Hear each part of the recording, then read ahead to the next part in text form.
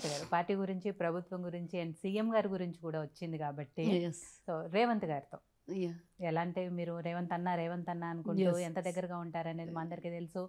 ఎన్నికల ప్రచారం అప్పుడు తాండూరు సభకి వెళ్ళినప్పుడు ఆయన మీ పేరు తీసుకొని మీరెంత ఫైర్ బ్రాండ్ అని ఆయన చెప్పిన సందర్భాలన్నీ కూడా మేము చూసాం కాబట్టి, సో ఏమనిపిస్తుంది రేవంత్ రెడ్డి గారికి మీకు ఉన్న అనుబంధం ఎలా అనిపిస్తుంది? అసలు ఒక 6 months బ్యాక్ ఎన్నికలకు ముందు 6 నెలల ముందు పోతే ఎవరు కూడా నమ్మలేదు. కానీ నాకైతే నమ్మకం ఉండదు తెలుసా, డెఫినెట్గా పవర్లోకి వస్తామని. ఇది రాజకీయం మాట కాదు, మనసులో ఉన్న మాట. అంటే రేవంత్ అన్న మీద ఆ నమ్మకం అంతకుముందు కూడా ఉంటుంది కూడా. కానీ 18లో కోల్పోయాం, 18లో వస్తామో అనుకున్నాం. ఎందుకంటే అప్పుడు మంచి పాజిటివ్ వేవ్స్ ఉండే, కానీ గెలవలేదు.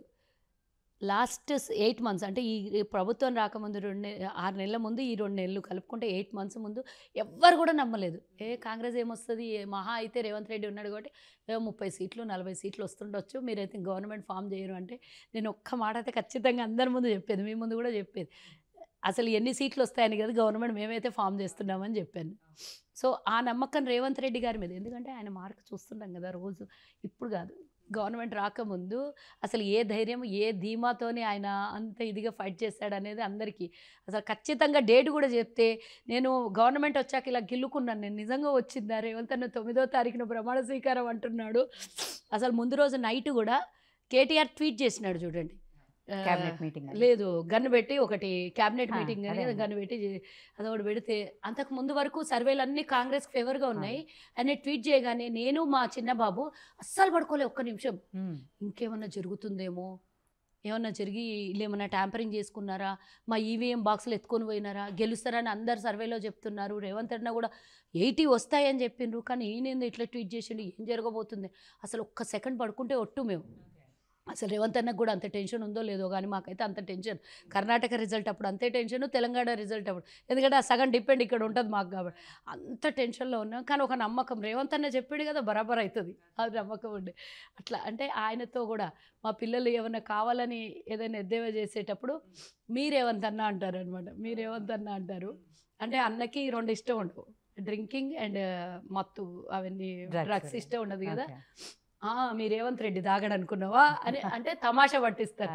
అంటే అలాంటిది జరగదు, అంటే వాళ్ళు నన్ను ఏడిపించాలంటే అలా మాట్లాడుతుంటారు అనమాట. తాగడు రేవంత్ అన్న నాకు తెలుసు, అంటే ఆ ఇన్సిడెంట్స్ అన్నీ నాకు తెలుసు కాబట్టి, ఇంట్లో కొంచెం చాలా క్లోజ్గా ఉంటారు అన్న వాళ్ళ ఫ్యామిలీ అంతా కాబట్టి అన్నీ తెలుసు కదా. అదొకటి, ఏదైనా ఆయన గురించి ఏదైనా మాట్లాడాలంటే అప్పుడప్పుడు అలా అనేవాళ్ళు, ఇప్పుడు అన్నారు. ఎందుకంటే రేవంత్ రెడ్డి రాగానే బెల్ట్ షాప్లు ఎత్తేసి చూసానో చూడు అన్న కూడా ఏందో మీకు తెలుస్తుంది కదా అని అప్పుడప్పుడు సరదాగా అనేవాళ్ళు పిల్లలు. అంటే మమ్మీ కోపం రావాలంటే రేవంత్ అన్న ఏమన్నా అంటే కోపం వస్తుంది, ఎవరన్నా సరే బయట వాళ్ళైనా సరే ఇంట్లో వాళ్ళైనా సరే ఎవరన్నా కూడా ఇష్టపడదని తెలుసు కదా. ఎవరైనా తిడితే ఊరుకునే, అస్సలు ఒప్పుకోను. మిమ్మల్ని ట్రిగర్ చేయాలంటే పాయింట్ అంటే నన్ను కెలకాలి అంటే అట్లా చేసేవాళ్ళు అనమాట.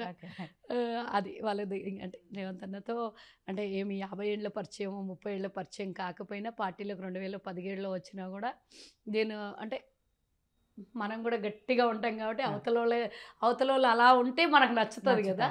కాబట్టి రేవంత్ అన్న గెలుస్తాడు, రేపు ఒక రోజు ముఖ్యమంత్రి అవుతాడు అనేది ఫస్ట్ రోజు నుంచి నమ్మకం ఉండే. బయటకి చెప్తే పొలిటీషియన్స్ మా పార్టీ వాళ్ళకే కొంతమంది లీడర్లకి అంటే నేను ఒక అఫీషియల్ స్పోక్స్ పర్సన్గా నేను మాట్లాడొద్దు, కానీ ఇది నా పర్సనల్ కాబట్టి రేవంత్ రెడ్డి గారి మీద నమ్మకం ఉంది, నా పర్సనల్ ఇష్యూ అని నేను చెప్తున్నాను.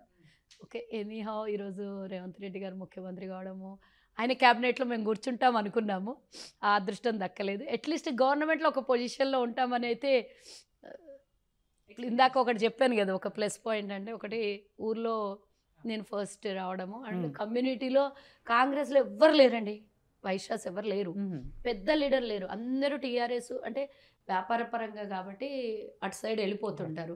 అంటే ఏ గవర్నమెంట్ ఉంటే ఆ గవర్నమెంట్కి సైలెంట్గా ఉంటారు, వాళ్ళు ఏం బయటకు వచ్చేం ప్రచారాలు ఏం చేయకుండా వ్యాపార పరంగా భయంగా ఉంటారు కాబట్టి ప్రభుత్వానికి ఎక్కువగా సపోర్ట్ చేస్తుంటారు. ఏ ప్రభుత్వం ఉంటే ఆ ప్రభుత్వానికి వాళ్ళు సైలెంట్గా ఉండి సపోర్ట్ చేస్తారు అంతే. అందుకనే ఎవరు కూడా ఎక్స్పోజర్ అవ్వలేదు కాంగ్రెస్లో ఉండి. గతంలో అంతా కాంగ్రెసే కదా, రోషయ్య గారు కానీ పెద్ద పెద్ద లీడర్లు ఎవరు చూసినా కాంగ్రెస్లో ఉండే, కానీ రోషయ్య గారి తర్వాత ఎవ్వరు పెద్ద లీడర్ కాంగ్రెస్లో లేరు. ఇంకా నేను అనుకుంటాను నేనే మోనోపోలీ, నేను కాంగ్రెస్లో ఒక పెద్ద లీడర్ని వైశ్యాస్ నుంచి అనుకుంటాను.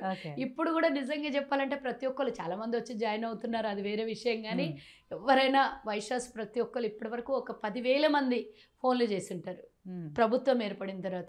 నెక్స్ట్ మీకేంటి, నెక్స్ట్ మీకేంటి, నెక్స్ట్ మీకేంటి, ఆ సినిమాలో నాని అన్నట్టు గవర్నమెంట్ రాగానే నాకు ఫోన్లు చేసి నెక్స్ట్ మీకేంటి మేడం, మీకేమి ఇస్తున్నారు, ఎమ్మెల్సీ ఇస్తున్నారా, మీకేం పెద్ద పదవి ఇస్తున్నారా అని. నిజంగా చెప్పాలంటే అందరూ అప్పుడు అవమానించిన వాళ్ళు, కొంతమంది అయితే నిజంగా మనస్ఫూర్తిగా ఇష్టపడిన వాళ్ళు, మునిగిపోయే నావలో కూర్చున్న వాళ్ళని అవమానించిన వాళ్ళు, అవహేళన చేసిన వాళ్ళు, ఈరోజు నీ గడ్స్కి మెచ్చుకోవాలి. అస్సలు కాంగ్రెస్ ఏం లేదనుకున్నప్పుడు కూడా నువ్వు కాంగ్రెస్తో పనిచేసినావు, కాంగ్రెస్కు ఉన్నావు, అంత ఒక ప్రతిపక్ష లీడర్గా నువ్వు ఒక గట్టి వాయిస్ ఇవ్వగలిగినావు అంటే ఎంత ధైర్యం ఉంటే ఇవ్వగలుగుతావు అనేది ఒక అందరికి ఉంటుంది కదా. వైశ్య కమ్యూనిటీలో జనరల్గా ఎవరు వచ్చి మాట్లాడారు, బయటకు వచ్చి మేము మాట్లాడగలిగినాము. అది అందరికీ ఉంది. అదే ఒక ప్లస్ పాయింట్ నాకు ఇప్పుడు ఇవ్వాలంటే. ఒకటి మహిళగా, ఒక డెడికేటెడ్ హార్డ్కోర్ పార్టీ వర్కర్గా, మూడోది కమ్యూనిటీ బేస్లో ఫస్ట్ నా కమ్యూనిటీ అన్ని యాంగిళ్ళల్లో నాకు ఉంటుంది అనేది నేను ఎక్స్పెక్ట్ చేస్తున్నా.